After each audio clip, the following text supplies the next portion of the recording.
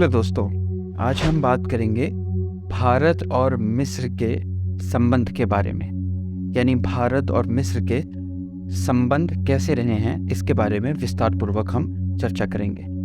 मिस्र भारत के पुराने दोस्तों में से एक है।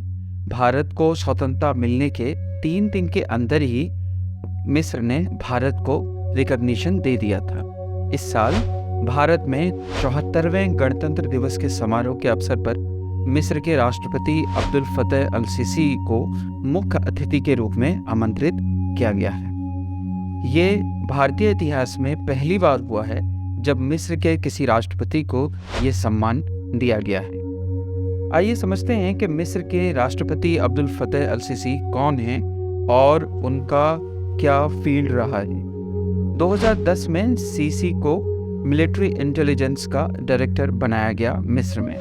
2011 में मिस्र में जब अरब स्प्रिंग क्रांति की शुरुआत हुई तब मोहम्मद मुर्सी फ्रीडम जस्टिस पार्टी के टिकट पर भारी मतों से विजयी हुए। मोहम्मद मुर्सी से अब्दुल फतेह अल सीसी को अपना डिफेंस मिनिस्टर बनाया था। बाद में अब्दुल फतेह अल सीसी ने एक मिलिट्री कू के जरिए मोहम्मद मुर्सी की सरकार को खत्म कर दिया और मुर्सी को जेल भिजवा दिया।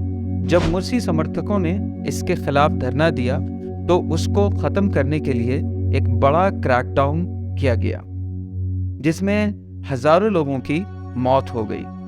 26 मार्च 2014 को अब्दुल फतेह अल सीसी ने फील्ड मार्शल के पद से त्यागपत्र ददे दिया और राष्ट्रपति पद के चुनाव के लिए अपना नामांकन पत्र भरा और 8 जून 2014 को 97% वोटों से विजयी घोषित हुए।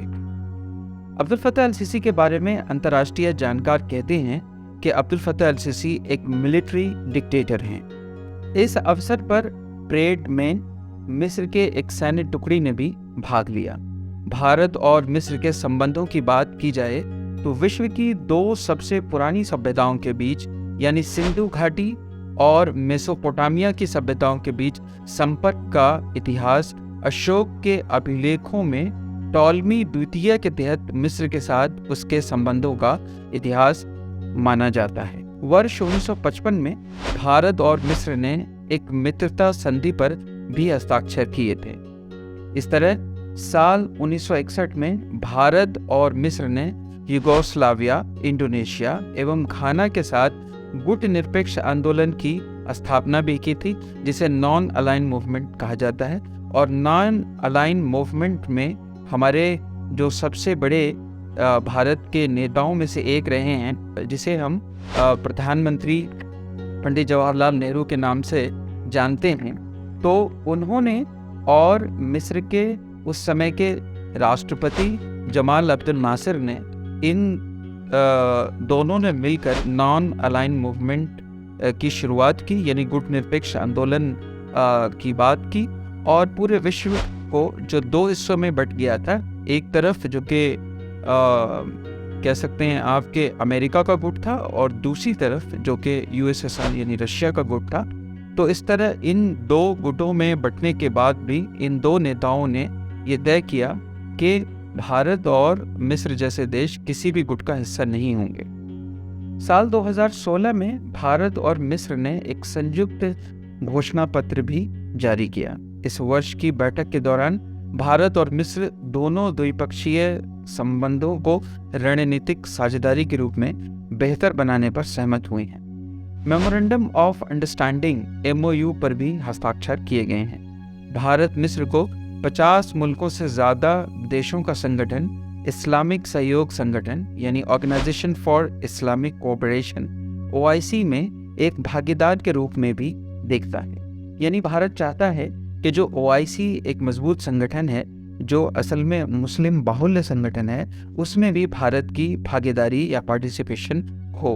भारत भी उस संगठन के फैसले को लेने में किसी भी तरह का कोई रोल अदा करे।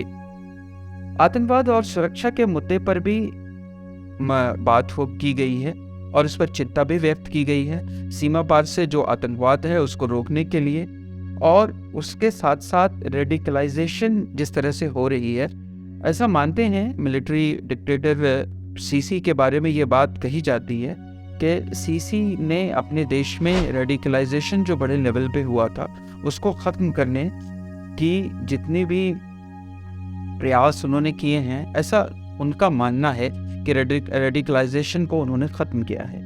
असल में क्या है, ये भी एक बहस का मुद्दा है।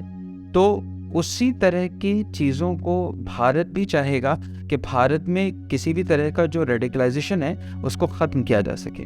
वर्ष 2022 में दोनों देशों के बीच एक समझौते पर हस्ताक्षर किए गए थे, जिसमें अभ्यास में भाग लेने एवं ट्रेनिंग में सहयोग करने का भी फैसला किया गया है।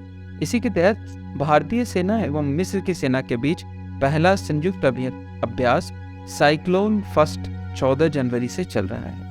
वर्ष 2022 में भारत ने मिस्र को 61,500 मैट्रिक टन के गेहूं निर्यात शिपमेंट की भी अनुमति दी गई है। निवेश की बात की जाए तो 50 से अधिक भारतीय कंपनियों ने मिस्र में $3.15 बिलियन से अधिक का निवेश किया है। इसी तरह व्यापार के क्षेत्र में द्विपक्षीय व्यापार इस वक्त $15 बिलियन तक पहुंच चुका है।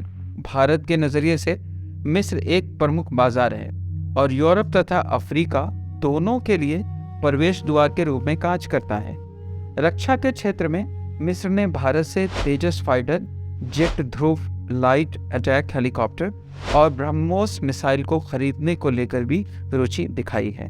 भारत इस पूरे मामले में मिडिल ईस्ट में अपनी साख को मजबूत करना चाहता है और भारत की कोशिश ये होगी कि भारत अपनी साख को सिर्फ मजबूत ही ना करे, बल्कि वो देश जो भारत के बारे में अच्छी नीयत नहीं रखते हैं या भारत को अपने प्रतिद्वंदी के साथ साथ दुश्मन के रूप में देखते हैं, एक ऐसी स्थिति में उनको लाया जाए कि उस स्थिति में भारत अपने आप को अपने दोस्तों के साथ मजबूत स्थिति में अपने को ला सके।